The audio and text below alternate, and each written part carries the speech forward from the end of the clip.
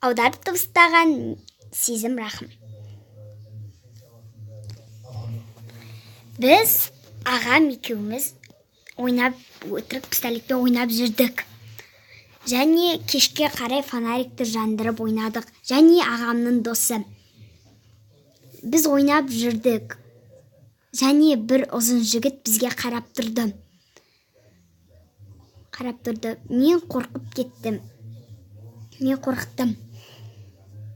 Және ол айтты, менде сіз ендермен ойнайыншы деді. Ағам жоқ деді. Сосын ол бір түрлі бірдеме қимыл жасады. Және оның күлгені өте қорқынышты болды. Мен қатты қорқып кеттім. Және фонарикпен жандырып қараған кезде оның беті тілім және крейс тұрды бетінде. Және ол жаңғақ жеп, қаны ақты. Біз қатты қорқып кеттік.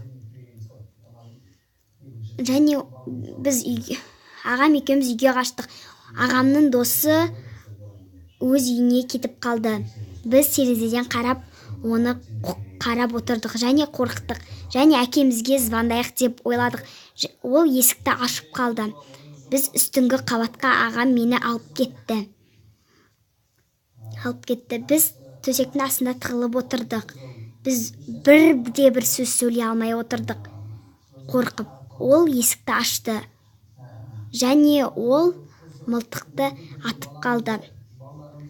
атты. Және мен шошып кеттім. Оның дыбысына сөйлеп қойдым, сондықтан ағам ұрып жіберді. Біз астыңғы қабатқа қашып кеттік. Менің бар ойым бұл жерден қашу. Және бір атылған оқ шықты. Біз қаштық. Көршінің үйіне бардық. Көршіге айтып бердік. Ол біздің отбасымызға звондатты. Біз звондап біттік. Сосын көршіміз полицияға звондады. Ол бір қанды көрді. Соның артынан барған кезде ваннаның ішінде ол бізді де өз-өзінде өлтіргісі келіпті. Біз бұл оқиғаны өмір ұмытпаймыз. Достар, бұл видео ұнаса лайк басыңыз және қателік кеткен жерлерімізді кешіріңіздер. Сау болыңыздар.